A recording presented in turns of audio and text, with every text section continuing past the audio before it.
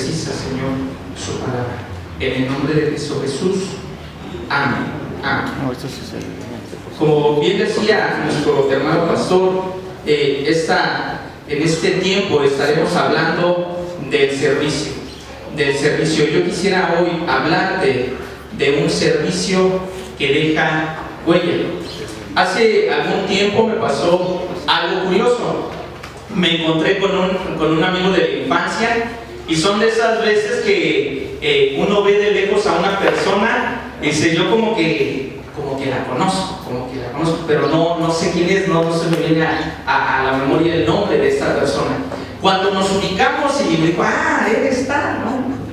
Me dijo algo muy peculiar. Él me comentó, yo te recordaba de una manera distinta. Muchas veces recordamos a las personas por sus características físicas, el orejón, el greñudo, el panzón, por su carácter, el que es enojón, el berrinchudo. Recordamos a la gente por diferentes características y a veces olvidamos sus nombres. Incluso aquí dentro de la iglesia pasa.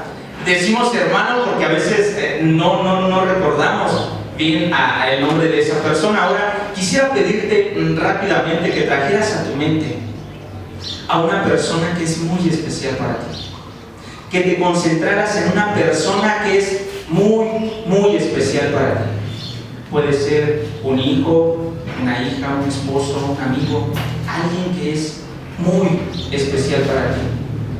Y quisiera que reflexionaras un poquito y te llevara esta pregunta a reflexionar en el sentido de ¿qué te hace recordar a esa persona? ¿Qué característica tiene esa persona que hace que tú la recuerdes de una manera tan entrañable? Este mes está hablando acerca del servicio, y hay una pregunta todavía más importante que hacer. ¿Cómo crees que esa persona especial te recuerde a ti? Hoy quisiera hablarte del servicio que deja huella, el servicio que impacta y que marca la pauta para que otros también sirvan, para que otros también se integren al trabajo de la iglesia. El servicio que deja huella consta de 4 sencillos pasos, y a la medida que avancemos en cada uno de estos pasos te voy a pedir por favor que hagamos una evaluación de nosotros mismos. Un servicio que deja huella. ¿Pero por qué hablar? ¿Por qué hablar de un servicio que impacte? ¿Por qué hablar de un servicio que transforme, que motive a otros a servir? Éxodo en su capítulo 1, versículo 6 dice de la siguiente manera: murieron José y sus hermanos y toda aquella generación. Y el versículo 8 dice: pero llegó al poder en Egipto otro rey que no había conocido a José. Éxodo capítulo 1, versículos 6 y 8 dice que murió José y murió la descendencia. La historia de José es una de las historias más emocionantes, más cautivadoras en el Antiguo Testamento. Un hijo amado que es vendido por sus hermanos, que es encarcelado, que pasa por muchas dificultades. Pero algo peculiar es que José, en el lugar donde lo pusieran, él sabía trabajar.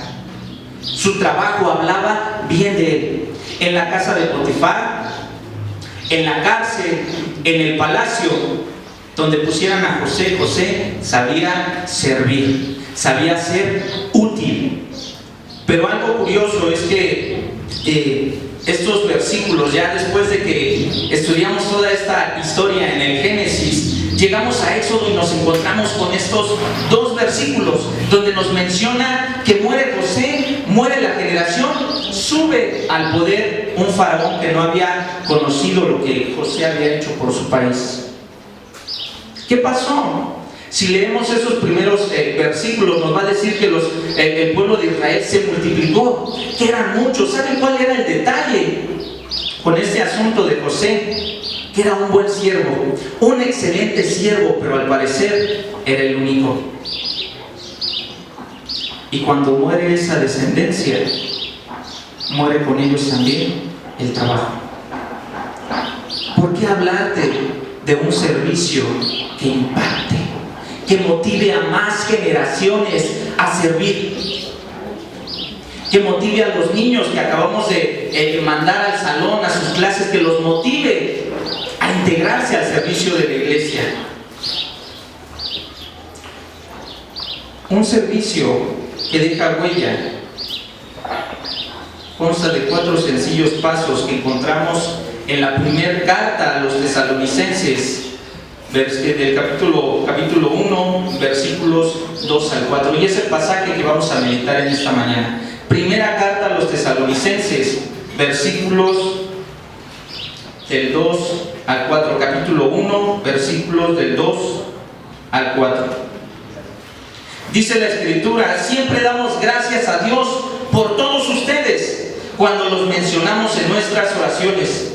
Lo recordamos constantemente delante de nuestro Dios y Padre a causa de la obra realizada por su fe, el trabajo motivado por su amor y la constancia sostenida por su esperanza en nuestro Señor Jesucristo. Hermanos amados de Dios, sabemos que Él los ha escogido. Para entender un poquito de por qué Pablo escribe de una manera tan agradecida, hay que hablar acerca de la historia de esta iglesia en Tesalónica. Pablo funda esta iglesia en su segundo viaje misionero, pero tiene que salir de ese lugar porque había oposición en aquel lugar. Una vez que Pablo está fuera de la ciudad, se siente preocupado por haber dejado a una iglesia tan joven en una situación tan difícil. Y en ese momento Pablo decide enviar a Timoteo y seguramente le decía: necesito que vayas, necesito que veas cómo está la iglesia porque las cosas pues están difíciles. Entonces Pablo envía a Timoteo, pero imagínate el gozo de Pablo, imaginemos el gozo de Pablo cuando Timoteo regresa con tan excelentes noticias. La iglesia está trabajando. La iglesia está sirviendo. En ese momento seguramente Pablo tomó algo para escribir y escribe esta carta. Y después de un saludo, lo primero que hace es decir: estoy agradecido con Dios por tu vida. Estoy agradecido con Dios por el ejemplo de servicio que das. Estoy agradecido con Dios y te recuerdo constantemente en mis oraciones. ¿No te gustaría, hermano, ser recordado de esta manera? Hay gente que a lo largo de la historia de la humanidad ha buscado diferentes maneras, diferentes métodos para inmortalizarse en el recuerdo de la gente. ¿No te gustaría que un hermano de la iglesia se acercara contigo y te dijera: anoche cuando oraba me acordé de ti, me acordé del servicio que das en la iglesia? Y lo único que hice fue agradecerle a Dios por tu vida. El hermano Crane, en la dedicatoria de su libro El Sermón Eficaz, escribió lo siguiente: a la memoria de John Mack, a cuyos pies aprendí a hacer mis primeros sermones y quien me enseñó con su ejemplo lo que significa amar en verdad a las almas perdidas. Fuimos creados, hermano, para dejar huella. Fuimos creados para servir. ¿Cómo crees que cómo quieres que las personas te recuerden cuando te traigan a la memoria? Ah, el hermano es bien flojo. Ah, el hermano es inconstante. ¿Quieres que te recuerden por tu carácter? ¿Por un apodo? Es momento, hermano, de darle un giro total a ese panorama e impactar a la sociedad, impactar a la comunidad que nos rodea por la manera en que nosotros servimos, por la manera en que nosotros nos conducimos dentro y fuera de la iglesia.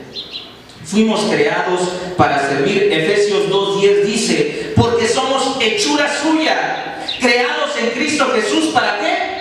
Para buenas obras, las cuales Dios preparó de antemano para que anduviésemos en ellas. ¿Para qué fuimos creados, hermano? Para andar en buenas obras. Dios ya había preparado un camino. Dios ya había preparado un lugar para que tú sirvieras, para ser útil. La mejor manera de impactar a la sociedad es por la manera en que servimos. Lo recordamos constantemente delante de nuestro Dios y Padre a causa de la obra realizada por su fe, el trabajo motivado por su amor y la constancia sostenida por su esperanza en nuestro Señor Jesucristo. Otra traducción dice: recordamos ante Dios nuestro Padre su fe que produce frutos, su amor que sabe actuar y su espera de Cristo Jesús que no se desanima. El primer paso, hermano, para dejar un servicio que deje huella es sirve con fe. Sirve con fe, que tu servicio deje una huella de fe en las personas. Menciona esta carta de Pablo que la obra de sus hermanos era realizada por su fe, una fe que producía frutos. Y hay que recalcar aquí estas dos palabras: fe y frutos. No era una fe inactiva, sino una fe comprometida con el mensaje que anunciaba.